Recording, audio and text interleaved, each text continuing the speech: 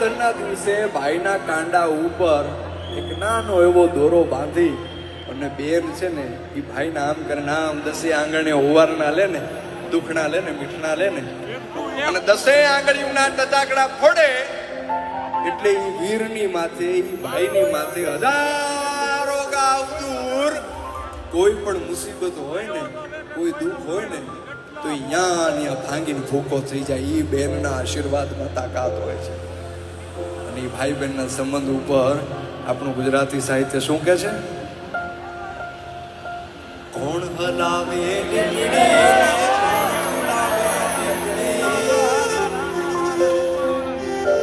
કોણ હલાવે લીમડીને કોણ ઝુલાવે પીપળી ભાઈની બેની લાડકીને ભૈલો ઝુલાવે લાડકી.